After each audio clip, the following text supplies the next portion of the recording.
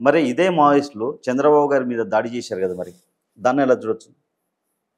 ఇప్పుడు దాడి చేయడం అని ఏంటంటే వాళ్ళ విధానం. ఇప్పుడు నేను మాట్లాడుతుందంటే నేను మళ్ళీ దృష్టిలో పెట్టుకోవాల్సిందంటే నేను వాళ్ళ విధానాన్ని అన్ని నేను సపోర్ట్ చేస్తున్నాను కాదు. కాబట్టి వాళ్ళ విధానంలో భాగంగా వాళ్ళను ఆ పార్టీ నాయకులను ఆ పార్టీ సభ్యులను లేదా ప్రజలు చంపుతున్నప్పుడు దానికి వ్యతిరేకంగా వాళ్ళు రాజకీయ నాయకులు అంటే ఏ పార్టీ అయితే అధికారంలో ఉండి లేకపోతే ఎవరైతే అంటే ఆ విధానానికి ఎన్కౌంటర్లకు మద్దతు చేస్తూ అణచివేతకు మద్దతు చేసే నాయకులు ఉంటారో వాళ్ళు చంపడానికి వాళ్ళు టార్గెట్ చేస్తారు. వాళ్ళు ఆ టార్గెట్లో భాగంగా చంద్రబాబుకు అంటే ఆంబుష్ చేయడానికి అలిపిరి లోపల వాళ్ళు ప్లాన్ చేసుకున్నారు వాళ్ళు. కాబట్టి ఇది ప్లాన్ చేసుకున్నారు కాబట్టి అక్కడ మిస్ అయింది, కాలేదు, అది చనిపోలేదు.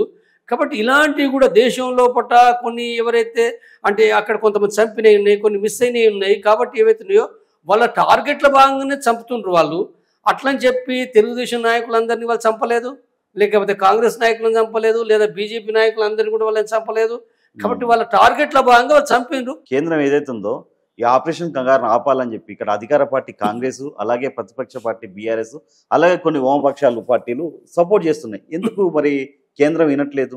ఇప్పుడు ఈ పార్టీల కంటే కూడా ఈ పార్టీలు చేయడం సాధారణంగా చేస్తున్నాయి. ఇదేదో కంటిన్యూగా వీళ్ళేదో ఆందోళన లేదు, ఉద్యమాలు లేదు అంటే ఇప్పుడు ప్రజానీకం లోపల మావోయిస్టులను చంపడం సరైనది కాదు అనేది ఇది బలంగా వచ్చింది. తర్వాత శాంతి కావాలి, కాల్పుల విరమణ చేయాలన్నది కూడా ప్రజల నుంచి ప్రజాస్వామికవాదుల నుంచి వచ్చింది. కాబట్టి ఈ నేపథ్యంలో ఆ పార్టీలు కూడా మాట్లాడి తప్పేం లేదు, మాట్లాడవలసిందే. అయితే మాట్లాడినాయి కానీ ఈ పార్టీలు ఏదో బలమైన ఉద్యమాలు ఏం చేయటం లేదు. ఇప్పుడు శాంతి చర్చలు ఆరంభించాలని చెప్పి ఇప్పుడు 3 నెలలు దాటింది.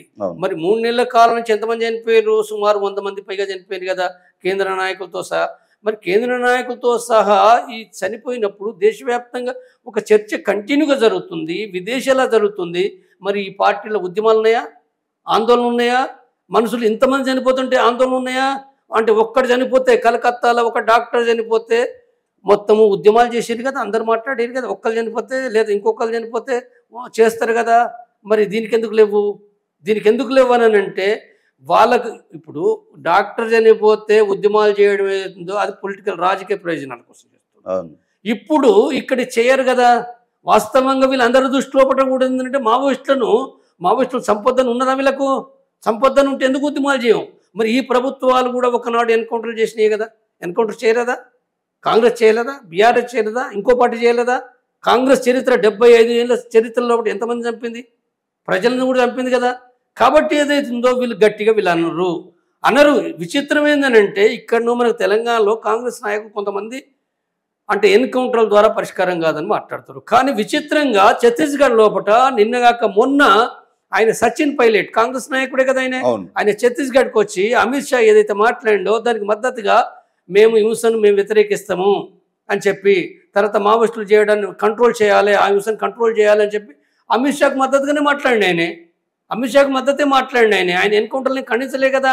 మరి ఆయన ఏఐసిసి నాయకుడు అంటే ఒక్కొక్క కాడ పరిస్థితులు స్థలకాల పరిస్థితులను బట్టి ఆ డైలాగులు వలిస్తారు. ఒకనాడు తెలుగుదేశం ఎన్టీ రామారావు సైతం కూడా నక్సలైట్ దేశభక్తులు అన్నాడు. ఎన్నికలు గెలిచిన తర్వాత చంపాడు. సార్ ఇప్పుడు ఈ టాపిక్ వచ్చింది ఒకటి, మరి ఇదే మావోయిస్టులు చంద్రబాబు గారి మీద దాడి చేశారు కదా, మరి దాన్ని ఎలా చూడొచ్చు? ఇప్పుడు దాడి చేయడం అని ఏంటంటే వాళ్ళ విధానం. ఇప్పుడు నేను మాట్లాడుతుందంటే నేను మళ్ళీ దృష్టిలో పెట్టుకోవాల్సిందంటే నేను వాళ్ళ విధానాన్ని అన్ని నేను సపోర్ట్ చేస్తున్నాను కాదు. కాబట్టి వాళ్ళ విధానంలో భాగంగా వాళ్ళను ఆ పార్టీ నాయకులను ఆ పార్టీ సభ్యులను లేదా ప్రజలు చంపుతున్నప్పుడు దానికి వ్యతిరేకంగా వాళ్ళు రాజకీయ నాయకులు అంటే ఏ పార్టీ అయితే అధికారంలో ఉండి లేకపోతే ఎవరైతే అంటే ఆ విధానానికి ఎన్కౌంటర్లకు మద్దతు చేస్తూ అణచివేతకు మద్దతు చేసే నాయకులు ఉంటారో వాళ్ళు చంపడానికి వాళ్ళు టార్గెట్ చేస్తారు. వాళ్ళు ఆ టార్గెట్ల భాగంగా చంద్రబాబుకు అంటే ఆంబుష్ చేయడానికి అలిపిరి లోపల వాళ్ళు ప్లాన్ చేసుకున్నారు వాళ్ళు. కాబట్టి ఇది ప్లాన్ చేసుకున్నారు కాబట్టి అక్కడ మిస్ అయింది, కాలేదు, అది చనిపోలేదు. కాబట్టి ఇలాంటివి కూడా దేశం లోపల కొన్ని ఎవరైతే అంటే అక్కడ కొంతమంది చంపినవి ఉన్నాయి, కొన్ని మిస్ అయినవి ఉన్నాయి. కాబట్టి ఏవైతున్నాయో వాళ్ళ టార్గెట్ల భాగంగానే చంపుతుండ్రు వాళ్ళు. అట్లని చెప్పి తెలుగుదేశం నాయకులందరినీ వాళ్ళు చంపలేదు, లేకపోతే కాంగ్రెస్ నాయకులను చంపలేదు, లేదా బీజేపీ నాయకులందరినీ కూడా వాళ్ళని చంపలేదు. కాబట్టి వాళ్ళ టార్గెట్ల భాగంగా వాళ్ళు చంపిండ్రు. కాబట్టి ఇది ఏదైతుందో ఇప్పుడు ఇక్కడ నేను చెప్పేది ఏంటంటే ఇప్పుడు శాంతి చర్చల కమిటీ నాయకునిగా నేను ఒక వ్యవస్థాపక నాయకుడిని. నేను అంటే 7 నెలల కాలం నుంచి 7 నవంబర్ గత నవంబర్ అప్పటి నుంచి కూడా అనేక ఛానల్ లోపల నేను ఇంటర్వ్యూలు ఇస్తూ సోషల్ మీడియాలో కంటిన్యూగా రాస్తూ తర్వాత శాంతి చర్చలు చేయాలి, కాల్పుల విరమణ చేయాలని చెప్పి దానికి సంబంధించిన అంటే మొట్టమొదటిగా ఏకైకంగా నేను చెప్తున్నది అంటే ఏకైకంగా నేను అక్కడ దాన్ని ఆ వర్క్ని కొనసాగించిన. ఆ తర్వాత శాంతి చర్చల కమిటీని ప్రకటించింది నేనే, దాని చైర్మన్ ప్రకటించింది నేనే స్వయంగా వ్యక్తిగతంగా ప్రకటించిన నేను. కాబట్టి ఈ క్రమంలో జరిగింది అది. కాబట్టి నేను మొదటి నుంచి నేనేం చెప్తున్నానంటే 7 నెలల కాంచి నేను చెప్తున్నది కూడా దానికి సాయుధ పోరాట పరిస్థితులు లేవనే విషయం చెప్తున్నది నేనే. ధైర్యంగా అప్పటి నుంచి చెప్తున్నది లేవు, ఆ అనుకూల పరిస్థితులు లేవు, కాబట్టి అది మార్చుకోవాలని చెప్తున్నా. రెండవ వంక శాంతి కావాలంటే ఎట్లా నన్ను కొంతమంది అడిగారు. కొంతమంది ఏమడిగిన అంటే కమ్యూనిస్టులే, ఇలా వాళ్ళ పేర్లు ఎందుకు కానీ అనేక మంది కమ్యూనిస్టు లేకపోతే నిజంగా వాళ్ళ క్షేమాన్ని కోరే వాళ్ళు మావోయిస్టులు చనిపోతుండ్రు కదా, ఎట్లా వాళ్ళు లొంగిపోవచ్చు కదా అన్నారు. నాతోటి అడిగారు లొంగిపోవచ్చు కదా అంటే లొంగిపోవడం జరగని పని, అది జరగది.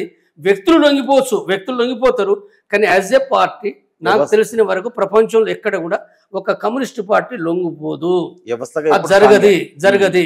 కాబట్టి అది మార్గం ఏముండనంటే చర్చలు జరపాలి.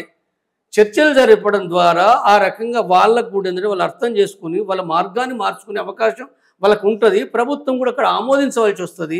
అంటే రాజ్యాంగం కూడా ఇది ఆమోదించే విషయమే, చర్చలు జరపడం రాజ్యాంగం ఆమోదించే విషయమే. కాబట్టి కేంద్ర ప్రభుత్వానికి నష్టం లేదు, మావోయిస్టు పార్టీకి నష్టం లేదు. ఈ రకంగా వాళ్ళు చేయడం ద్వారా ఇరువురికి, కేంద్ర ప్రభుత్వానికి ఉపయోగమే, మావోయిస్టు పార్టీకి ఉపయోగమే. ఇది జరగకుండా వేరే జరగది. కాబట్టి ఇది జరగాలనంటే ఈ చర్చా క్రమంలో ఒకట శాంతి చర్చల కోసము దానికి సంఘం పెట్టి దాన్ని ప్రారంభించింది నేనే. ఆ పార్టీ నుంచి నేను బయటకు వచ్చినప్పటికీ ఆ పార్టీ లైన్ను విభేదిస్తూ ఉన్నప్పటికీ వాళ్ళు ఎవరేమన్నప్పటికి కూడా ఏంటంటే శాంతి చర్చలు కొనసాగించాలని దాంతో స్పష్టంగా చెప్పింది. ఇది కొనసాగించేటప్పుడు దీంట్లో మావోయిస్టు పార్టీ లేదు, వాళ్ళకి ఎలాంటి సంబంధం కూడా లేదు, ప్రభుత్వానికి ఎలాంటి సంబంధం లేదు. ఇది ఒక వ్యక్తిగతంగా స్టార్ట్ అయ్యి కొంతమంది దీన్ని అర్థం చేసుకునే వాళ్ళతోటి ఆర్గనైజ్ చేసి పెట్టిన సంస్థ. ఇది పెట్టడానికి కూడా అనేక రకాలు కూడా అనేక మంది మేధావుల దగ్గర తిరిగి చాలామంది కొంతమంది తిరస్కరించరు, నీరసించరు, ఇది జరగది, ఇప్పుడు చంపుతుండ్రు, దీన్ని ఏమాపుతాం, తర్వాత ఇది పెట్టిన వెంటనే అర్బన్ నక్సల్స్ అంటారు, తర్వాత దీనికి మావోయిస్ట్ పార్టీ సపోర్ట్ లేదు కదా. కాబట్టి ఇవన్నీ అనేకమైన ప్రశ్నలు ఏమనెత్తారు. అయినప్పుడు కూడా వాళ్ళతో చర్చించి ఆర్గనైజ్ చేసుకుంటూ క్రమంగా ఆ మీటింగ్ పెట్టడం అనేది జరిగింది. ఈ మీటింగ్ పెట్టిన తదుపరి మావోయిస్టు పార్టీ చాలా తొందరగా విత్ ఇన్ వీక్ డేస్ లోపల కూడా ఏంటంటే అది స్వాగతించింది. దీన్ని ఈ ప్రోగ్రామ్ను స్వాగతించి మేము చర్చలకు సిద్ధం, మేము కాల్పుల విరమణకు సిద్ధము అనే విషయాన్ని కూడా చాలా స్పష్టంగా ప్రకటించిన వాళ్ళు. కాబట్టి ఇది ఏదైతుందో ఇవాళ ఇప్పుడు చెప్తున్నది ఏదైతుందో, ఇప్పుడు ఇక్కడ ఎవ్వరూ చంపుకోవడం అనేది కూడా ఏదైతుందో గతంలో జరిగినాయి. నేను ఇప్పుడు ఈ చర్చలన్నీ ఇప్పుడు చంద్రబాబుకు మందు పాత్ర పెట్టారు, లేదా ఇంకొకటి పెట్టారు, లేదా మావోయిస్టులను కూడా చంపారు, చాలా మంది చంపారు కదా. ఇవన్నీ బయటేసుకోవడం ఉపయోగం లేదు. లేదా పోలీసులు వాళ్ళు చంపారు, పోలీసులు వీళ్ళని చంపారు. కాబట్టి ఇవన్నీ ఈ చర్చలన్నీ ముందటేసుకొని తర్వాత ఈ యుద్ధం అంతా కొనసాగాలనుకోవడం సరైనది కాదు ఇది. కాబట్టి తప్పనిసరిగా ఎవరు చనిపోవద్దు, మావోయిస్టులు చనిపోవద్దు, పోలీసులు చనిపోవద్దు, ప్రజలు చనిపోవద్దు.